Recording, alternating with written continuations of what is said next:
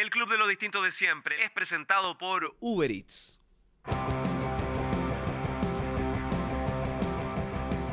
¿Qué tal? ¿Cómo está la nación DDR? Bienvenidos a una nueva emisión en modo cuarentena, distanciamiento social del Club de los Distintos de Siempre, segunda temporada. Nuestro invitado de hoy es lo que podríamos denominar como un miembro de la primera línea de la salud, experto en cuidados intensivos. Acaba de renunciar a la salud pública después de 16 años de ejercicio. Crítico del gobierno y del actual sistema, se las ha ingeniado para estar ahí, donde las papas se queman, poniendo incluso en riesgo su vida. Fanático de Black Sabbath, y vaya que coincidimos en eso, también es devoto de Tony Iommi, con quien comparte fecha de nacimiento, un 19 de febrero, Acuario como este humilde duro de roer que nació un 16. Aparte, ha interactuado y sigue interactuando con otros médicos rockeros en un chat de culto que se llama Metal Health, y es un avesado conocedor de la Segunda Guerra Mundial, como nuestro querido Lemmy Kilmister. En esta edición remota, como pueden ver, estamos en casa. Quédense en casa, por favor, hagan caso a aquello y todas las recomendaciones que vamos a conversar con nuestro distinto de siempre, un duro de roer, el doctor Enrique Beas. Enrique, salud, viejito. ¿Cómo estás? Salud, Pancho. Bien, compadre. Súper bien. Muchas gracias por la invitación. Oye, bueno, un aplauso. Vives en Ñuñoa, ¿no? Así Estoy es. solo, tengo que darme porra. Eh, ¿Has estado acostumbrado a los aplausos entonces? Primero a los bomberos y también a los miembros del sistema de salud que han aperrado con todos. Ha estado difícil el tema en las últimas semanas. Qué intensa ha sido tu rutina, me imagino. Sí, mira, hemos escuchado los aplausos. Es una sensación mixta en el fondo de, por así decirlo, sentirte honrado, aunque uno no hace, esta cuestión de trabajar en salud parte a fin de cuentas, no sé, hay un elemento de vocación, pero en un momento es tu pega, es tu vida, no es otra cosa, y no esperáis en el fondo que alguien te haga un monumento. Incluso a veces un poquito de frustración por decir, chuta, prefiero que en vez de estarme aplaudiendo, weón, dejen de salir de sus casas, se cuiden, ¿cachai? Y dejen de ir a la playa en helicóptero, ese tipo de cosas. Y claro, la rutina sin duda ha sido intensa, weón. Es una cuestión que no esperábamos. Yo empecé a trabajar en cuidados intensivos casi cuando egresé de la universidad, hace 15 años atrás, y nunca esperé estar en esto. ¿Cachai? O sea, que me dijeran, ¿sabéis que te vas a tener que enfrentar con una pandemia global que va a llenar las UCIs de pacientes y que más encima, digamos, con un riesgo de contagio para ti y para los tuyos? Es una cuestión que no me habría imaginado nunca. Pero acá estamos, pues, hay que perrar. Enrique, para la gente que, bueno, ya se puede ver toda tu vocación de servicio, para los que no tienen, no entienden a cabalidad, por ejemplo, tu oficio, ¿de qué se trata ser experto en cuidados intensivos? Mira, en el fondo los médicos que se dedican a esto provienen de distintas áreas, pero en general la idea es que uno se forme. En el fondo no solamente estudies medicina y tengas el título de médico, sino que te dediques a esto en forma completa y ojalá tengáis alguna formación académica, digamos que un programa formal y te den un título, un papel. Yo me formé primero como médico internista, que es otro término medio nebuloso para la mayoría de la gente, pero en el fondo es la medicina general del adulto que implica todas las especialidades, los que ven el corazón, el riñón, la guata, etcétera. Entonces yo hice esa formación y después hice 2 años de medicina intensiva, que lo hice en la Católica y ahí está en un programa de inmersión donde estáis básicamente todos los días de 8 a 5 más turno en la UCI, ¿cachai? Y te toca rotar por distintas unidades de cuidado intensivos, te toca, digamos, estudiar un montón, leer bibliografía, te toca, digamos, el penqueo de los profes, estudiar harto, y en el fondo foguearte viendo a estos pacientes cada día, ¿cachai?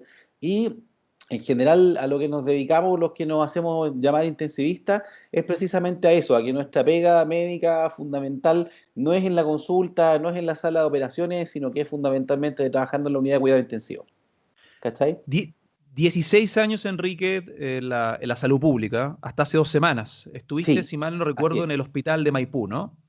Estuve muchos años en la posta central, y luego estuve cerca de 6 años en el hospital de Maipú. Y claramente quedaste saturado, al igual que muchas personas, y pasaste ya al sistema más privado. ¿Cuándo ocurre este descalabro y tomas esta decisión de cambiar un rumbo tras 16 años de servicio?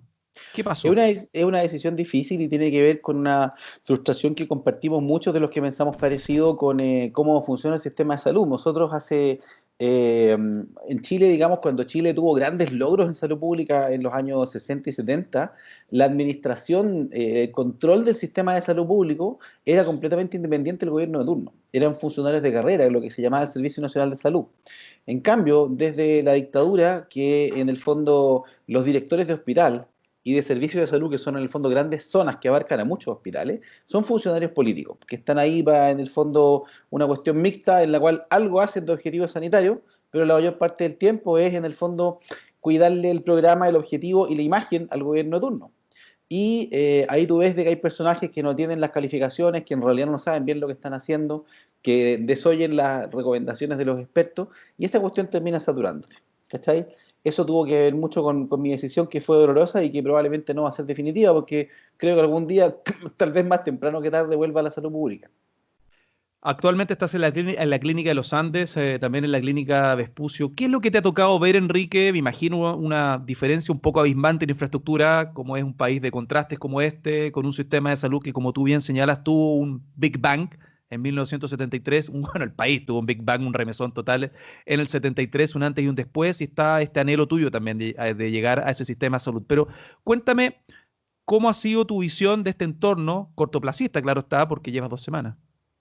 Mira, en el fondo, afortunadamente a mí me tocó los últimos días en el hospital de Maipú, un hospital nuevo que se hizo bajo este sistema de concesiones, que ha sido súper vilipendiado, digamos, y yo creo de que no es una cuestión perversa en sí, sí en los términos, cuando en el fondo la concesión del hospital cobraba 500 lucas por instalar un enchufe, tú te das cuenta que hay una cuestión mal hecha, pero por otro lado que sea un servicio en el cual algunas cuestiones salgan del control del Estado que no tienen que ver con la atención médica, por ejemplo, el aseo, qué sé yo, son cuestiones que creo que se hicieron decentemente en algunos aspectos.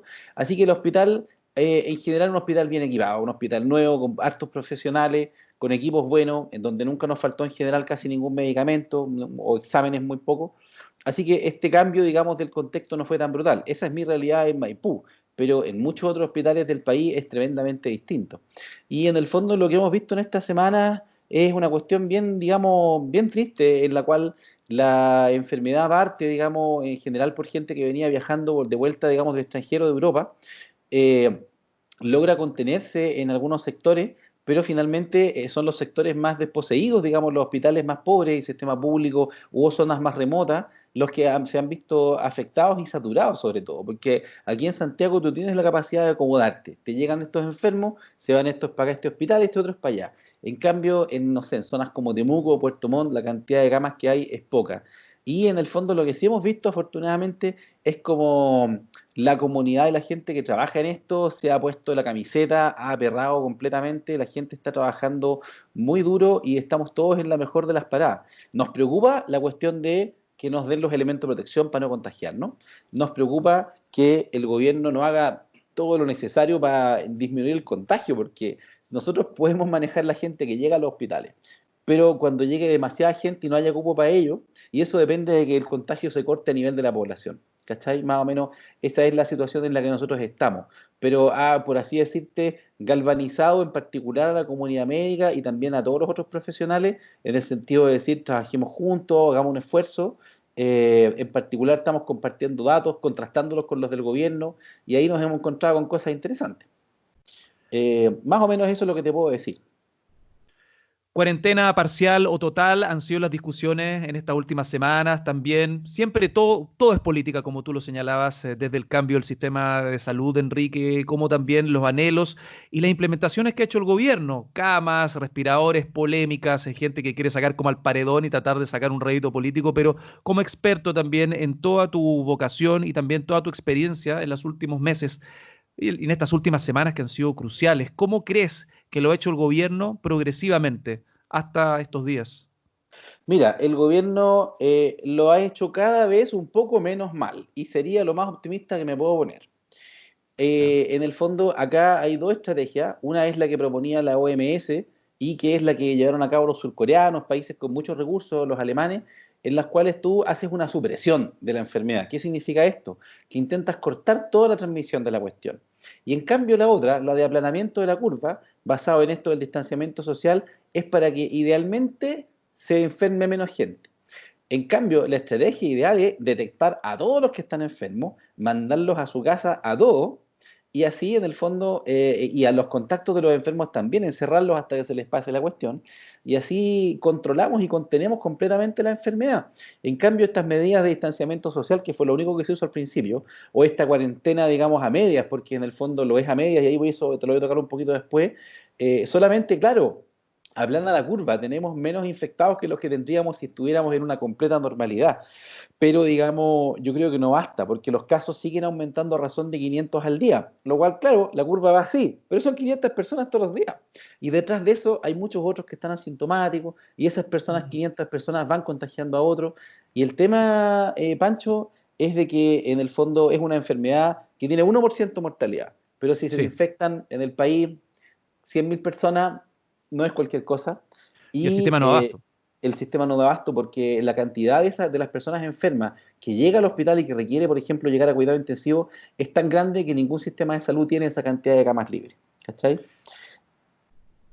Uno ha leído de todo con las proyecciones de esta pandemia, incluso los países, la hegemonía global, económica, social, Estados Unidos, que Estados Unidos ya superó a Italia a la fecha, ¿no? En el número de infectados. Se dice que en 3 años el 70% del planeta, del globo, habría estado contagiado de COVID-19.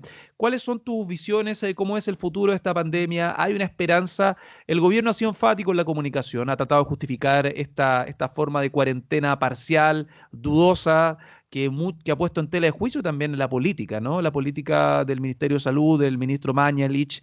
Pero uno ve Brasil, donde hay un caos total, por ejemplo, partiendo por el primer mandatario que deja mucho que desear, al menos le ha quitado el Terrible. piso a los mismos especialistas de salud. Pero, ¿qué hay de tu visión personal? En estos ya llevamos un par de meses, ¿no? Otros anticiparon el tema de la expansión global del COVID-19. ¿Hay esperanza para ti respecto a esta pandemia, pensando en este 2020, que ya muchos, en muchos términos laborales, en proyecciones personales, lo dan por perdido? Sí, claro. Mira, ahí me gustaría tocar, o sea, por una parte respondiendo a tu pregunta, Pancho, obvio que siento que hay esperanza, o sea, la humanidad, digamos, somos mala hierba, no nos mata nada.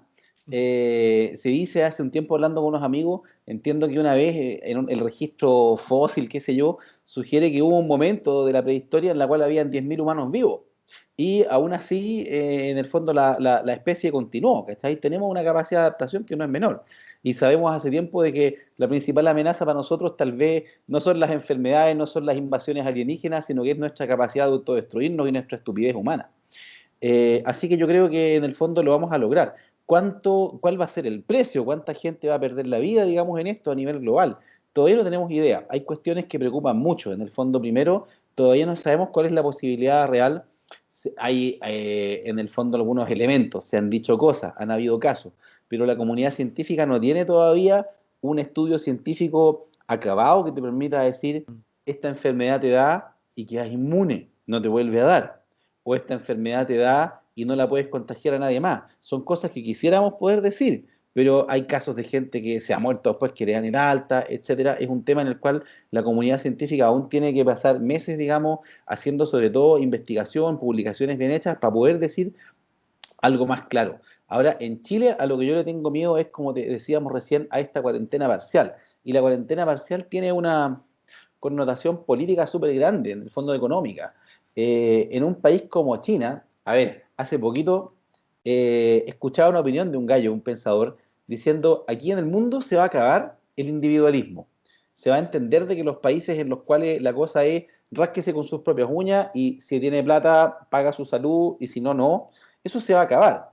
Pero vamos a ver y vamos a digamos, esa solidaridad, esa capacidad de las sociedades de tener una salud fuerte para todos, va a ser mediante lo que queríamos los chilenos acá desde el estallido social, mediante la profundización de la democracia, ¿cachai? Y la participación social, o va a ser mediante estados fuertes, centrales, omnipotentes como los chinos. Entonces, en el fondo, tú veis que en China la idea es, se quedan todos en su casa.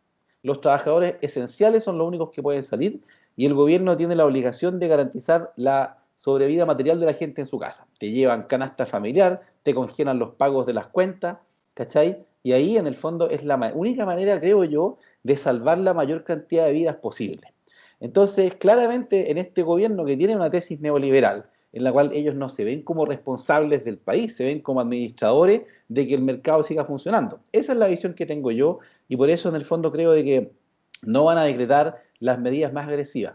La verdad es que tengo dudas de si a estas alturas una medida de cuarentena total va a tener un impacto. Tal vez ya hay tanta gente contagiada en la población que la enfermedad es difícil, digamos, controlar sus números. Eh, es más o menos, a fin de cuentas, creo que vamos a salir adelante, pero que depende mucho, por una parte, de la pega que hacemos nosotros en salud, pero en mayor medida de cuánto puede hacer la sociedad para intentar detener el avance de esta cuestión. Yo creo que, y eso se lo he dicho a mis amigos y lo he publicado en mis redes, etcétera, y puta, como ventana a ustedes también. O sea, si tú, digamos, vives en una comuna donde levantaron la cuarentena o donde nunca la declararon, o simplemente tienes dudas de qué hacer, quiero mandarles el mensaje de que esta enfermedad está aquí, no se ha controlado, todavía nos quedan camas críticas, pero si los casos se disparan, se nos van a acabar. Cuando tú tienes 100 camas críticas, llegaron 100 enfermos a esas camas y en general, como el manejo médico es decente, esos enfermos están bien y ahí están. Y vamos a tratar de sacar adelante a los que se puedan salvar, que son los más jóvenes. Pero cuando llega el enfermo número 101 y se acabó la última cama que había, ese enfermo va a quedar esperando horas o días una cama de UCI y él se puede morir. ¿Cachai? Así que el mensaje para la gente sigue siendo, o sea, si entendemos, mientras este gobierno no tome medidas, vaya a tener que salir a trabajar, pero anda de la pega a tu casa, a comprar lo básico al supermercado, olvídate de las juntas, los carretes, los cumpleaños, los school days, ¿cachai? Como dijo una señora por ahí, y vamos a tener que habituarnos a esta vida un poquito, lavado de manos, evitar el contacto físico cercano con otros, hasta que esta cuestión baje un poquito, porque si no el precio que vamos a pagar en vidas es muy grande, porque no vamos a controlar la diseminación de la enfermedad y como decís tú, va a terminar un 70% de la población infectada. Y tal vez eso va a pasar, pero si dejamos que se contagien todos muy rápido, ¡pum! El número de gente que va a estar esperando una cama UCI, muriéndose, va a ser muy grande. Por ahí van nuestras preocupaciones. El principal temor, claro, es la ralentización en los focos de contagio.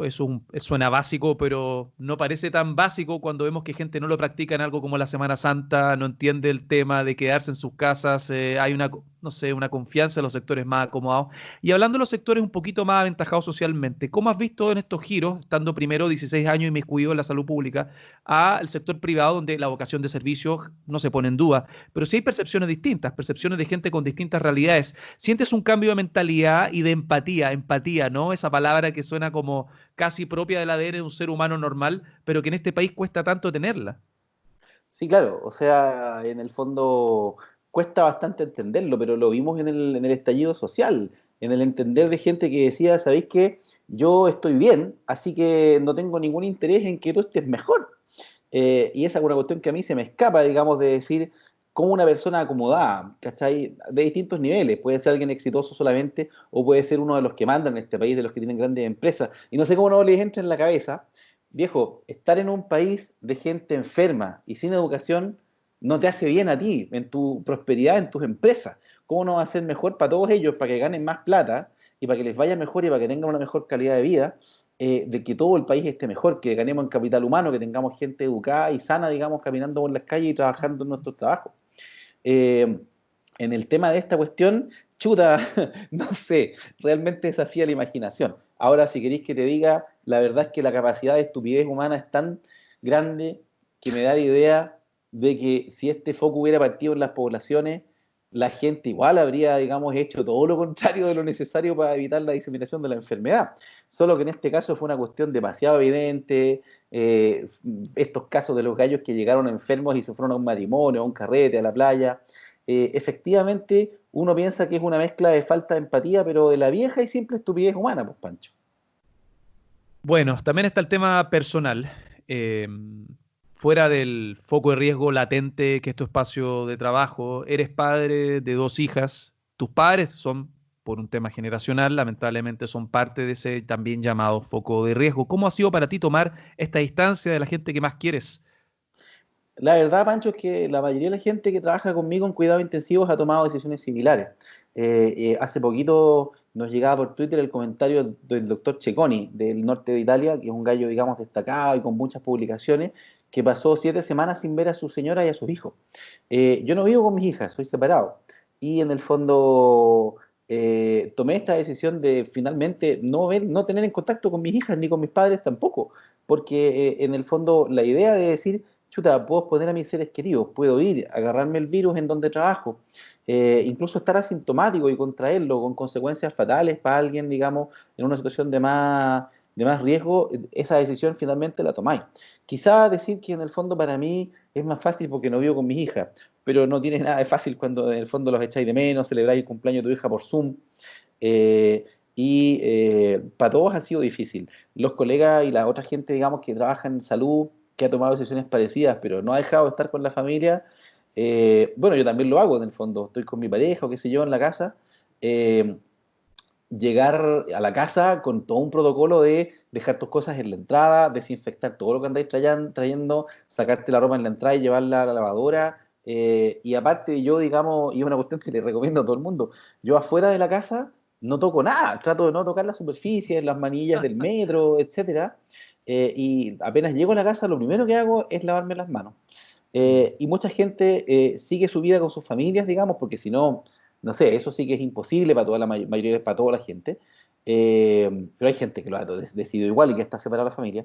Pero la gran mayoría de los que trabajamos en esto está haciendo eso, en el fondo, viviendo con su familia, teniendo un temor, pero a fin de cuentas, tú estás atendiendo, mientras tengamos y mientras nos entreguen los elementos de protección personal, estás atendiendo de acuerdo a las normas, y cuando llegas a tu casa te higienizas y tratas de así proteger a tu gente. Y es un miedo latente, y es un miedo latente. Enrique, lo que no has tenido es tiempo libre en esta intensidad, digo, eres un tipo, los profesionales de la salud están expuestos a los turnos y también al desgaste psicológico que es estar en situaciones al límite con personas que no tienen la fortuna, que tienen un sistema inmunológico complicado, has estado literalmente acompañado, vestido de ¿cómo decirlo? Has visto la muerte en muchas oportunidades, situaciones límite. Bueno, es parte de la vocación, el servicio y la profesión que tú elegiste, pero en el poco tiempo de ocio, porque aparte es difícil de ahí los diálogos mentales en esta época de pandemia, de incertidumbre, de qué hacer, de qué decisiones tomar, de cómo cuidar nuestro entorno. ¿Cómo ha sido para ti la música? Entiendo que aparte de ser un fanático de la guitarra, veo ahí una guitarra acústica, vi una No, SG, ¿no? eléctrico. Ah, Sí, claro. eléctrica. Ahí está Bien, excelente. bien. Em, bueno, ¿cómo ha sido para ti reencontrarte con tu hobby, tu pasión también? Entiendo también te gusta soldar. Y cuando hablo de soldar, no hablo de soldar de forma convencional. Hay una conexión rockera que me gustaría que detallaras. Mira, en el fondo yo no soy un buen guitarrista, para nada, digamos. Tengo un buen amigo, Bien. digamos, que estuvo en un programa con usted, el Pablo Salinas, que me está invitando a su nuevo proyecto Black Trash. Y Black Trash. la verdad es que el pobre Pablo no sabe la clase de mal guitarrista que se está consiguiendo. Pero en el fondo, cachando de que no iba por ahí, que no iba a ser ningún virtuoso, me interesó mucho el tema, digamos, de los equipos musicales. Me empecé a comprar pedales, etcétera, y finalmente quise armar un amplificador. Y lo encargué, un amplificador estilo Fender de los años 50. Y nunca lo pude armar porque es complicado, porque, no sé, un cacho, y circunstancias personales entre medio, pero mientras dejaba todo esa cuestión a medio armar, la habilidad básica que tú adquieres para armar un equipo de ese tipo es la soldadura con el fondo con cautín y soldadura de plomo. Y cachando que al menos podía pegar dos cables juntos, dije, ¿y por qué no me hago mis propios cables? Entonces, a medida que me fui comprando, digamos, efectos para la guitarra, me armé una pedaleta que le hice el cableado yo solo. Después, cada pequeño cable que va entre un efecto y el otro, lo soldé yo a mano, lo hice a la medida justa, me compré los materiales de más calidad y suena fantástico, digamos, no tiene ni un ruido ni una interferencia. Entonces también empecé a venderle a algunos amigos, un amigo que tiene una banda, el Nico Rutia, que tiene una banda. ¿Cómo se llama la banda del Nico? Bueno, pero es un gallo conocido. Ah, Ultra Stigma, po. El Nico Rutia de Ultra Stigma es una banda, digamos, de estilo death rock, y yo al Nico le hice los cables. Y la verdad es que en el fondo poder hacer estas cuestiones, aparte de ser un hobby súper entretenido, me hace sentir que al menos le aporto algo a la música, ya que con los dedos en la guitarra no, más o menos nomás. ¿Cachai? Y ha sido súper chora esa cuestión y espero retomarlo. Yo tengo armado mi taller ya, para cuando volvamos un poco a la normalidad y ahí empezar a producir cable. Ah, y por ¿Y tú? supuesto, le puse nombre a mi empresa y como trabajo en cuidado intensivo, mi marca se llama Critical Custom Cable, Siempre en el foco crítico. por supuesto. Increíble. Oye, bueno, ¿y tu máxima inspiración? Tu role model en el rock. Ah, ningún otro que el grandísimo Tony Iommi. Y Ah, en están, el fondo, Black Sabbath son para mí los fundadores del heavy metal, digamos. O sea, esa es una cuestión que los teóricos y los expertos de esa área podrán discutir, pero para mí en el fondo nadie tuvo la oscuridad, la pesadez, la complejidad y el sonido de todos los instrumentos porque todo el sonido de Black Sabbath es metalero, sin duda. Los grandes riffs, ahí tú escucháis el thrash metal de los 80 y cada riff lo podéis llevar originalmente a Black Sabbath casi. Y Tony Iommi es el alma de esa cuestión. Entonces yo siempre lo he considerado un referente máximo en la guitarra. Ese es el sonido que busco cuando toco, sonido, digamos, oscuro, pesado, ¿cachai? Esa es lo que más me ha inspirado en el metal, lejos.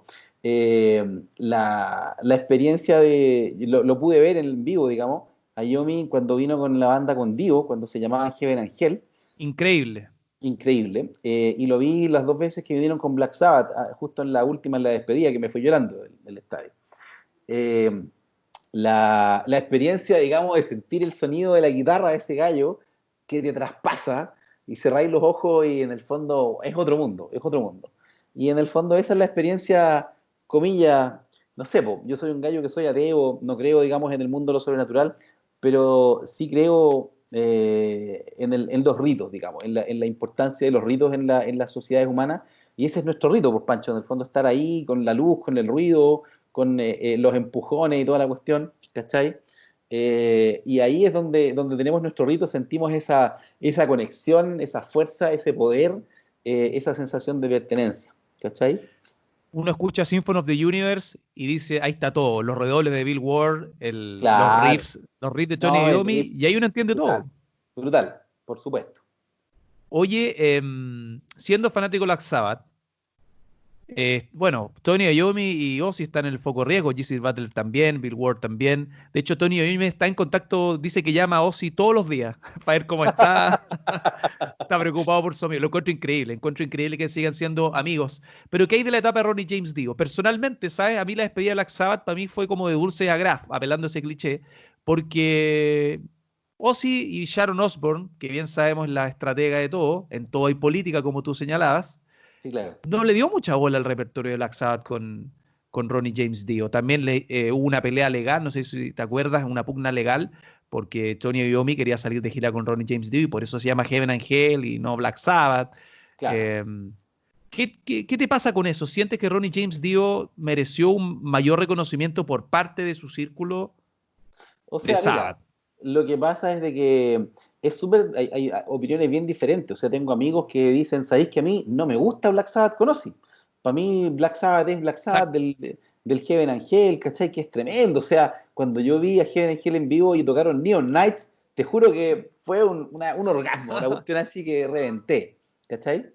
Eh, pero para mí en el fondo supongo que los veo como fanático como dos bandas, casi como dos bandas distintas, ¿cachai? Como Black Sabbath con Ozzy, Black Sabbath con Dio, porque el carácter no solamente de la voz, sino que de las canciones, cómo eran, acuérdate entre otras cosas, de que Ozzy solo sabía seguir con la voz el riff del bajo de la guitarra, no era capaz de cantar una línea de voz que fuera independiente de la melodía principal. Como en Iron Man, ¿cachai? Canta, ta, na, na, na, na, na, na, na, na, na, y cantaba lo mismo que la guitarra. Y Dio es completamente distinto. Y además Dio, que es relacionado con Rainbow y está metido con todo, fue un antecesor para el Power Metal, mete todas estas letras con princesas y reyes y anillos, ¿cachai? Como la canción Heaven Angel, que eso no está mucho en Ozzy, en Ozzy es más como la oscuridad. Entonces, para mí, yo los veo como dos bandas distintas. En cuanto al reconocimiento, yo creo finalmente, Pancho, de que Ronnie James Dio no necesita que nadie, que Sharon ni Ozzy le reconozcan nada. O sea, Ronnie James Dio es un monstruo, fue un monstruo por cuenta propia. O sea, imagínate, estuvo en el fondo en Elf, estuvo en Rainbow, estuvo en Black Sabbath, hizo su banda propia, ¿cachai? Es un referente en el estilo vocal y sin duda que evidentemente soy de los que asume que es mejor cantante que Ozzy. ¿cachai? Entonces, para mí los dos un lugar en mi corazón de fanático, pero viéndolos como casi más que dos etapas distintas, como dos bandas distintas. Y Ozzy tiene, ambos tienen un respeto en un nivel distinto. Pienso en la arqueología del metal, pienso en Black Sabbath, después pienso en Iron Maiden o Judas Priest o Slayer, por ejemplo, y siento que como que todo el estilo en general, las piedras fundacionales del metal, como que anticiparon también lo de las pandemias, lo de las crisis globales. Hubo muchos ejercicios premonitorios en el metal, Iron Maiden, ¿no? Que entiendo que tú también eres un fanático de tomo y lomo. O sea, Iron Maiden es como, para, no sé, el 80% de los metaleros de mi generación, la banda, digamos, de tu vida, la banda del alma, una banda que tú vas a ver con tus cabros chicos. Yo a mi hija mayor he ido con ella a ver a Maiden todas las veces. Y ¿En sé serio? que cuando, o sea, ¡Wow! o sea, todas las veces desde que tocaron en la pista atlética. Y mi hija no Perfecto. tenía más de 8 años, o por ahí tenía como 7 8 años, y duré 3 canciones con mi hija en mis hombros, saltando, los dos, y después llegué a la casa con moretones en los hombros, de puro haber cargado a mi hija mientras saltábamos con las canciones. Y mi hija nació, de hecho, poquitos días antes de que tocara Maiden con Bruce por primera vez en Chile en el 2001. Con Rob Entonces, Halford. claro, cuando Halford te lo unió. Entonces, para mí, digamos, Maiden es una banda que es parte de mi vida y es parte de mi relación con mi hija. Y sabemos bien de que el día que sea el último concierto va a ser, digamos, una experiencia, digamos, que imborrable, ¿cachai? Entonces, Maiden es la banda de la vida. Ahora, respecto a la que tú decías ahí, todos sabemos y apreciamos un poquito en el metal eso, de que es la válvula de escape, es la válvula en la cual tú te permite el poder enfrentar el, no sé, pues el horror, lo oscuro, lo diferente, lo desconocido, te permite liberarte de esos miedos en el día a día, ¿cachai? Y llevar una vida en la cual tú haces tu vida tranquilo y la verdad es que esas cuestiones no te asustan. Porque tú lo sublimas a través de enfrentarte con eso, en las imágenes, en las letras, ¿cachai? Nuestro lado oscuro, digamos, no nos causa problemas gracias al metal. No sé si es así una manera que te hace sentido decirlo. Yo creo que varios de nosotros nunca vimos con mucho optimismo el futuro gracias al metal. Sí, claro. Y claro, en el fondo las pandemias, las guerras, yo creo que el metal, digamos, se anticipó, digamos, al tema de las guerras tremendamente. Siempre han estado en la humanidad, pero en el fondo el metal te dice, oye, esta cuestión está ahí dando vueltas. Y las pandemias, bueno, las pandemias, las enfermedades, Slayer son como un tratado de medicina, Slayer, en los primeros discos, y por qué no Carcass también, ¿cachai? Que Sí, eh, a mi amigo Pablo lo motivó a estudiar medicina, esa cuestión de tantos cuchillos y cosas que mencionan. Eh, entonces, ahora Maiden, en la época de Blaze, tuvo su single que no estuvo en ningún disco, que era Virus. ¿Cachai? Que hace poco me acordé de Virus y la volví a escuchar y ya no está en Spotify porque nunca fue parte de un LP, pero está en YouTube y la escuché y es un tremendo tema, weón, de la etapa de Blaze. Y te hace pensar en el fondo que dice, hay un virus malvado amenazando la humanidad. Eso dice la canción, ¿cachai? Pero también dice, poquito después, all in your mind, all in your head. O sea, está todo en tu mente. Por desgracia, el virus es real, pero la manera de enfrentarlo bien, yo creo que está en la cabeza de todos nosotros y tenemos que encontrarla. Eh, Así que sí, ahí el metal siempre para ayudarnos a enfrentar lo desconocido. De hecho, te iba a comentar una cuestión para los fanáticos que escuchan tu programa. Eh, Si hay un tema recurrente sobre catástrofes futuras en el metal, son la eventual dominación de las máquinas. Aquí ya me estoy yendo en una bola. Pero el playlist ahí son Metal Gods de Judas Priest, eh, una canción que se llama Until We Rise Again de Ed Guy y, por supuesto, Twilight of the Gods de Halloween. Esas tres canciones, la letra está completamente estructurada en cuanto a la idea de las máquinas nos van a dominar y nosotros tendremos que surgir de nuevo. vamos ahí a ver si subimos a nuestra cuenta de Spotify de los Duros de Roer un playlist temático, Bueno, premonitorio, porque el por heavy supuesto. metal, el power metal, el thrash metal, el death metal ni hablar, han anticipado todas estas catástrofes y toda esta mirada apocalíptica respecto a cómo la misma humanidad se va a destruir a sí misma Claro. con estas proyecciones en muchos discos conceptuales. Hablando de conceptos, me gustaría saber, y estoy muy curioso, porque nosotros la primera temporada, bueno, tuvimos a tu amigo, el señor Salinas, neurólogo, también El doctor tuvimos a Migraña. el doctor Migraña, tuvimos a Cristian Cantillano también, neurocirujano. Claro, lo conozco, Cristian. Tipazo. Entonces, ya nos quedó claro, no vale la pena hacer la pregunta de que hay una facción metalera de agentes del underground en el sistema de salud en distintas ramas en nuestro país. Sí. Pero también hay esta microsegmentación, esta secta, por decirlo de alguna forma, en un buen sentido, este chat, grupo de Ah, WhatsApp, Mental Health, como el disco Quiet Riot. por Cuéntame supuesto. de esa vía de comunicación de los metaleros, los bangers, Los en el, headbangers. los Mira, headbangers. en una época En- en la que yo estaba en el hospital de Maipú, hice amigos con un tipazo al cual le mando un gran saludo. Es el gallo que más sabe de metal que yo conozco, el Jorge San Martín. En ese entonces él estaba en la urgencia de allá de Maipú, con el Jorge empezamos a cachar, digamos, nos hicimos amigos, y empezamos a cachar que teníamos muchos amigos en común, que todos, digamos, afines al metal. Y de repente un día este gallo tuvo la genialidad de crear un chat de WhatsApp que se llamaba Metal Health, como el disco de Quiet Riot, y que significaría, no sé, la salud del metal o el metal de la salud. Y fuimos sumando gente, no somos más que un puñado, digamos, pero ahí estamos, psiquiatras, tenemos dentista también, médicos de urgencia, de intensivo, de neurología, y todos compartiendo la pasión por el metal. Y no solamente eso, sino que nos hemos juntado, por ejemplo, a veces simplemente a escuchar música, tomando una cerveza, pero también coincidimos para el recital de Slayer y para el recital triple que hubo de Halloween con Creator y con Chuta. Se me olvida qué otra banda había en ese mega evento, el Halloween Night. Anthrax, Anthrax, por ¿cuál? supuesto. ¿Estamos hablando de Santiago Slaughter? Espérate, no. ¿De qué No fue el concierto? Santiago Slaughter. En el Movistar Arena, Halloween Creator, Arch eh, Enemy. y Arch Enemy, por supuesto. ¿Arch Enemy? Yo creo que fue Sí, Arch Enemy, casi seguro que fue Arch me Enemy. perdí. Yo también un poquito, pero por ahí fue. Así Que que hay ahí, muchos digamos, conciertos, uno se confunde.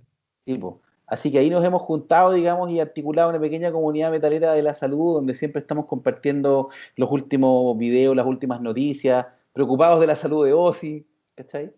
Y sin duda también un foco para darnos ánimo en estos tiempos complicados. Voy a citar una frase que nos diste en la preproducción, cuando nuestro editor tomó en contacto contigo. Digamos lo que parte de ese chat nos recomendó a don Enrique Beas como un personaje fanático de Tony Iommi. Y me gusta también que respete a Ronnie James Dio, porque hay fanáticos de Sabbath que yo casi quedo con el rostro desenfocado. Cuando dicen, no, Black Sabbath es hasta Ozzy, hasta finales de los 70s y chao, yo así, ¿what? No. Este weón está enfermo. Pero bueno, voy a citar una frase que nos diste en la preproducción de esta conversación. Probablemente sé más de la Segunda Guerra Mundial que de medicina. Sin Así que duda, explícame sin por duda. favor eso, cómo nace esa pasión. Quizás Lemmy Kilmister fue tu Claro, inspirador. una inspiración, una posesión demoníaca de Lemmy cuando era chico. Mira, mi casa cuando era chico, mi padre tenía una nutrida biblioteca entre la cual abundaban los libros de historia. Había una colección de libros que hoy entiendo me cuesta como, no sé, 500 lucas comprárselos, que eran unos libros de distintas épocas de la historia que se llamaban los Time Life. Y había un libro, digamos, de los tiempos modernos, en la cual el capítulo de la Segunda Guerra Mundial me fascinó inmediatamente.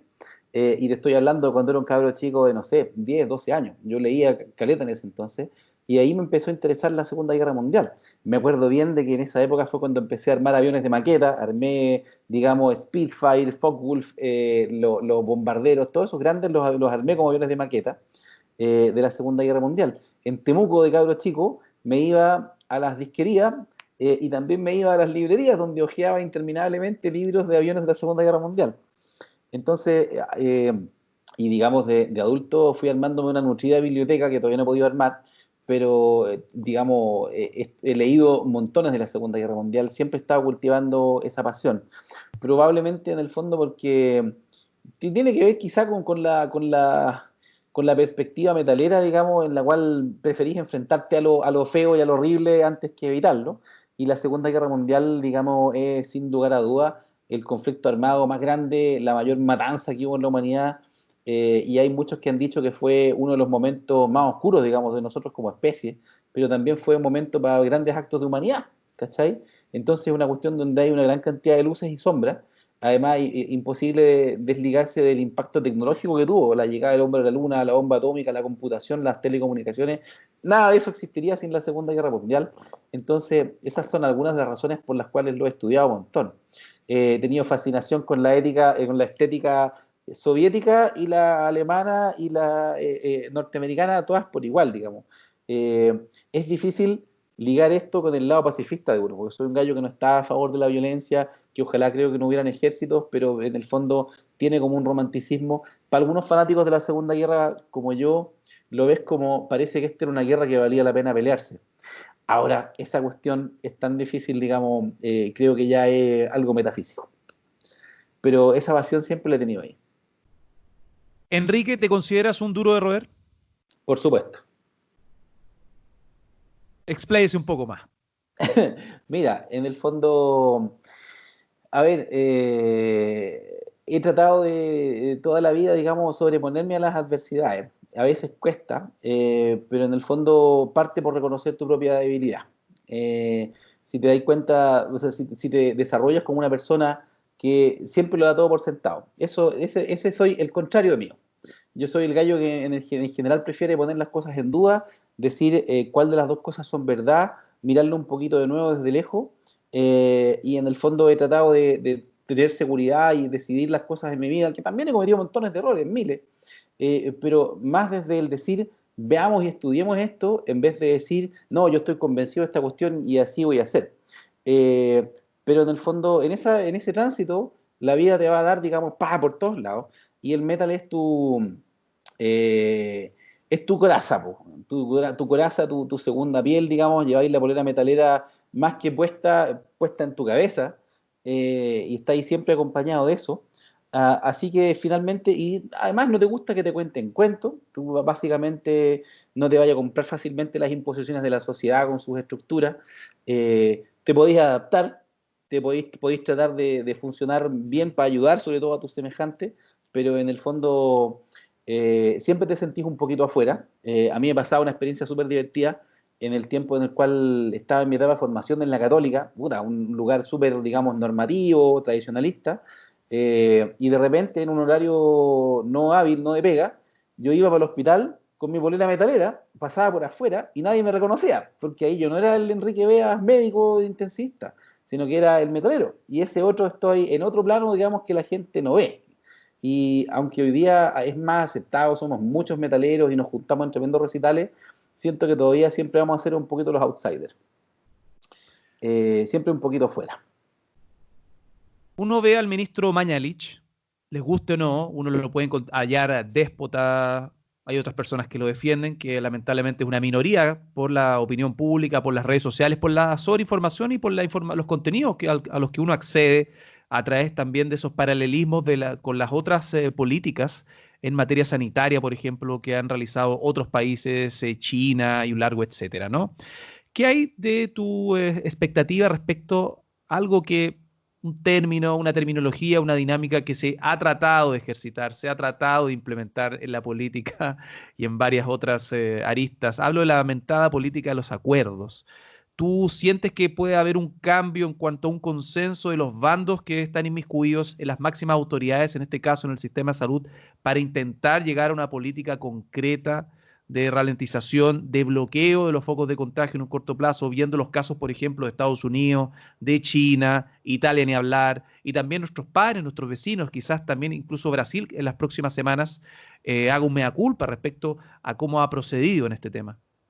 Mira, hablamos hace un rato de la estupidez humana y por desgracia es en general el factor que tú más puedes dar por sentado cuando la humanidad se enfrenta a un problema.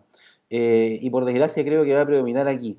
Cuando tú te niegas, digamos, a analizar las cuestiones y ver la realidad y tratar de salir de tus prejuicios, básicamente te quedas con lo que a ti te conviene o con lo que te tranquiliza.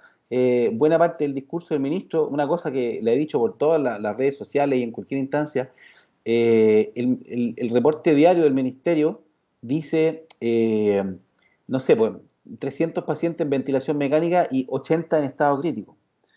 Y resulta ser, Pancho, de que para los que trabajamos en cuidado intensivo, los lugares donde trabajamos se llaman unidades de paciente crítico, porque todos los que están en una situación de riesgo vital o conectados a un ventilador mecánico están en estado crítico.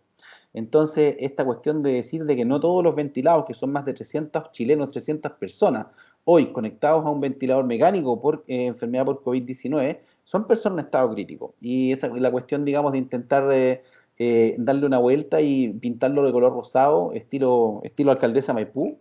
Eh, Eso, digamos, me parece, digamos, ridículo. Entonces, esta cuestión es muy grande. Y por desgracia, yo te digo, me parece que en un momento tuvimos la luz de que el gobierno iba a empezar a escuchar a actores, digamos, autorizados, iba a empezar a escuchar la opinión del colegio médico, de las sociedades científicas, y han hecho cosas. Y yo tengo que reconocerle al gobierno, por ejemplo, que ha ayudado mucho a la expansión de camas. Nosotros teníamos unas 1.000 camas UCI al principio de esto, a principios de marzo.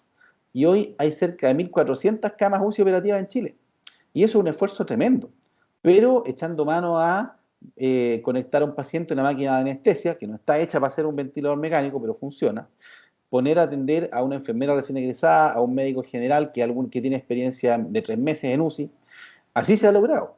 Entonces el ministerio habla de que en mayo vamos a tener 3.000 camas críticas, es una fantasía. ¿Cachai? Por desgracia, ¿qué creo que va a pasar? Como hablamos de la estupidez humana, van a actuar en forma reactiva. Cuando se nos llenen los cupos UCI y la gente se empiece a morir en sus casas porque lo mandaron de vuelta o en las salas de urgencia, ahí el gobierno va a decretar cuarentena total. Lo veo venir, Pancho. Quisiera que sea distinto y en el fondo quien me escuche de acá que tenga alguna llegada, ojalá que lo diga. No es momento de aflojar la cuarentena, más bien es momento quizá de fortalecerla y sobre todo con el tema que no lo tocamos antes, pero te lo iba a decir. Esta cuarentena que hubo es a medias porque la gente en el fondo, como lo decíamos hace un ratito respecto a China, respecto a los países que sí lo habían tomado de otra forma, la gente hay mucha gente aquí en Chile, una tremenda cantidad de la gente tiene empleo informal, trabaja a boleta, trabaja por su cuenta, y si no va a trabajar un día, ya es un día que no puede comer él o su familia. Entonces esta cuarentena de quédese en su casa y no vaya a trabajar es para una minoría de gente que vive en sectores acomodados, ¿cachai? Y los que quedan expuestos a seguir contagiándose la enfermedad son los más desposeídos, que en realidad ni siquiera esto de los más desposeídos suena como que fuera gente que vive en campamentos, pero la realidad en Chile hoy es de, todos lo sabemos, esas estadísticas están a disposición. La gran mayoría de los chilenos gana 500 lucas o menos, un porcentaje grande de la fuerza laboral está a boleta o en empleo informal, y esa es la gente que hoy no está siendo bien protegida.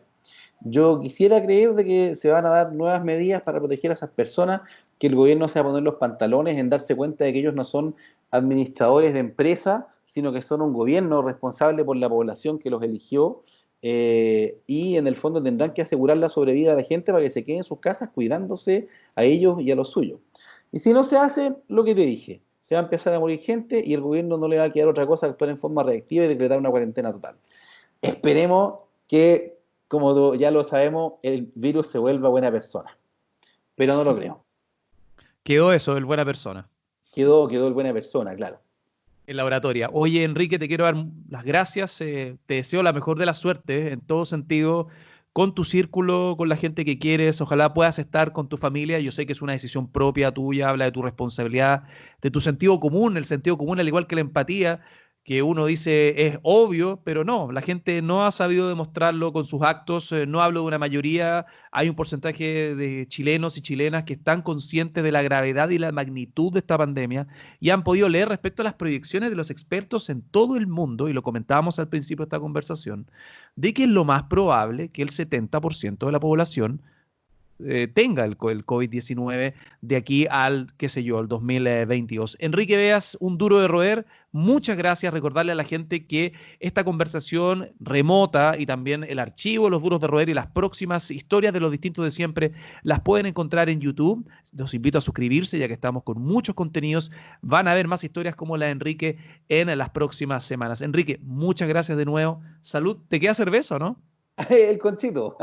Chuta. Salud, Pancho. Muchas Salud. gracias. Oye, un gustazo. Gran conversación, amigo. Igualmente, Pancho. Gracias por todo y que te vaya muy bien. Cuídate mucho. Que esté súper bien. Esto fue la conversación con Enrique Up the, Veas en los adiós. duros de roer. ¿Cómo? ¿Up the Irons o Up the Up, Sabbath? up the eye. Bueno, ambos, pues viejo, ambos. Ah, Black Sabbath. Yo soy del Team Sabbath. Que esté súper Bueno, bien. Cuídate. ya, Chao. igual, chao. Los duros de roer, el club de los distintos de siempre, fue presentado por Uber Eats.